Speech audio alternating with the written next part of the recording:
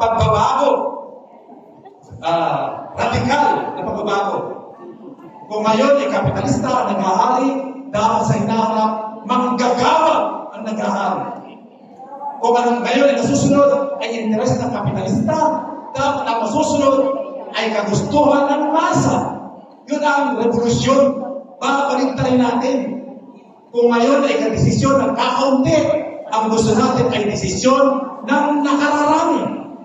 Yun ang revolusyon. Pagbabago.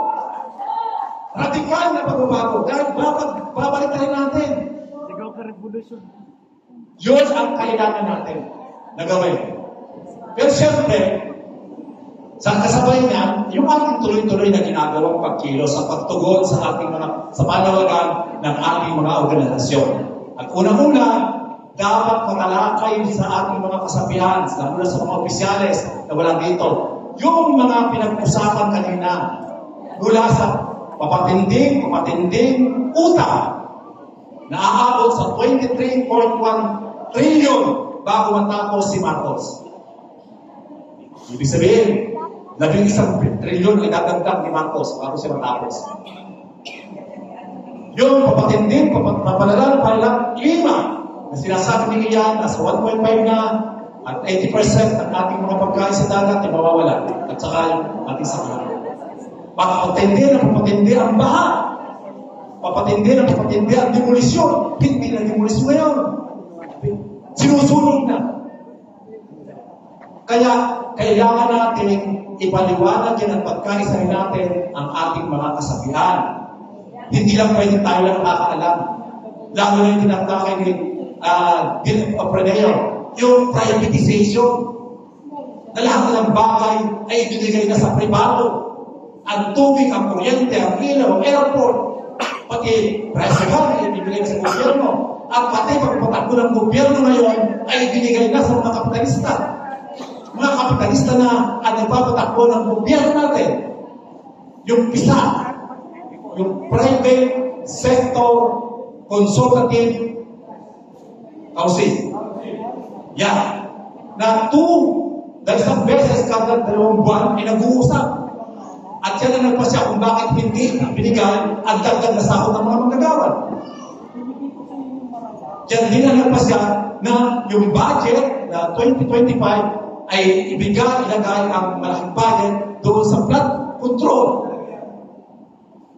Yan ang din ang nagpasya na yung napirmahan ni Marcos yung 99 years na karapatan ng mga dayuhan mag-rent ng lupa dito. 99 years. Inaproban na yan. Kaya kinakailangan natin ipaliwanag sa ating mga mamayan, sa ating mga miyembro, lalo na, dapat basic sa ating mga miyembro na naiintindihan ang neo-liberal na tinalakay ni Ian. Dahil ito isang mga patakaran ito na pabor sa mga kapitalista.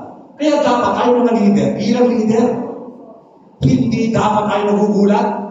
Hindi tayo dapat nadismaya o nalulungkot na nagkakaroon ng krisis.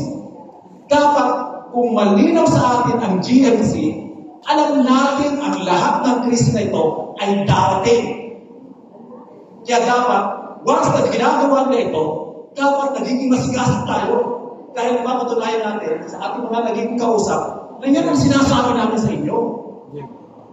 Gagamitin natin bala dapat. Gagamitin natin bala. Yung lahat ng ginagawa nilang laban sa atin. Dahil yan, alam na natin, pagkatapos sa ating makuha ng GMC, maintindihan natin na walang gagawin ang sistema nito, ang gobyerno nito, ay walang gagawin, kundi ang pahirapan ang tao at wasakin ang kalikasan.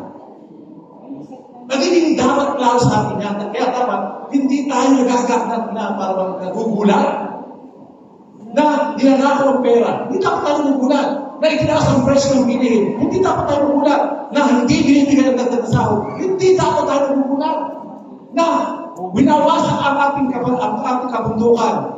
May quarry, may mining. Kinukuha ng ilan ang yaman ng buong bansa. Hindi dapat tayo nagugulat. Binilang mga leader ng sosyalistang kilusan.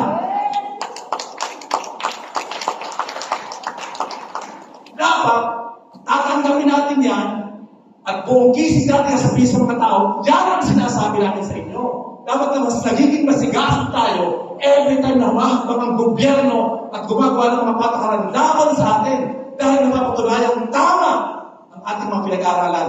Tama ang ating sinasabi. Na ang lipunan ito ay lipunan ng mga kapitalista. Hindi ng magsasaka, hindi ng maralita, hindi ng mga manggagawa, hindi ng mga vendor, hindi ng mga kabataan estudyante, hindi ng kababaihan, hindi ng mga senyor. Ito ay gobyerno ng mga kapitalista at hindi simple mga kapitalista, ng mga dambuhalang kapitalista. Kaya doon sila namumugat sa Malacanang para pag-usapan ano ang bobo, baka bubot sa kanila at hindi sa mamayan. Kaya mga kasama, dahil ako 10 minutes lang dito, ito ang aking manawagan sa inyo lahat. Hindi pwedeng rally lang tayo ng rally. Hindi tayo nabuhay at pumasok sa BNP, pumasok sa PLN, sa Sanlakas, sa Orion, sa SPAR, sa PLN. Hindi. Para mag-rally lang tayo mag-rally. Ang rally ay ginagamit natin upang sadayin ang ating lahat ng kasapi sa sama-samang paglaban. Dahil sa sama-samang paglaban, ang kapangyarihan ng mga manggagawa at ng masang Pilipino. Kaya natin pinatrain ng ating mga kasama na magsama-sama lagi sa paglaban. Pero hindi pwedeng laban lang ng laban, walang direksyon. Kinakailangan nandun, nakatanaw sa pag-agaw ng political power para agawin ang kapangyarihan. Agawin natin ang kapangyarihan sa kamay ng ilan, ng mga elite, ng mga dynasty, at ibigay natin sa kaliter ng masa. Yun ang ating ambisyon. Kaya laging tuwing may crisis, tuwing may issue ng pagtaas ng kuryente, ng klima, ng mababang sahod, ng demolisyon, lagi natin iuugnay ang issue niyan doon sa paghahari ng mga elite. Sila ang gumawa niyan. Hindi yan nahulog sa langit na tayo ang nakasalo. Lagi natin iuugnay upang ma-develop sa ating kaisipan ng ating mga miyembro na dapat wasakin, agawin ng mga leader ng masa ang pamumuno sa gobyerno. Yun po yung ating gawin. Kasabay ng ating tuloy-tuloy na pagtugon sa kapanawagan ng ating mga miyembro. Huwag nating kalimutan ni sandali ang dahilan kung bakit tayo ay nandito at nagkasakripisyo. Ang ating layunin ay palakasin natin ang ating hanay, hindi lang para mag-rally, kundi agawin sa kamay ng mga elite ang pampolitikang kapangyarihan. At sa ganon, ang susunod na gobyerno ay magiging gobyerno hindi nangingilan ng mga kapitalista, hindi ng mga trapo, hindi ng mga dinastiya, kundi ng masang Pilipino. Yun lamang, maraming salamat at mabuhay ang ating pagkibahan.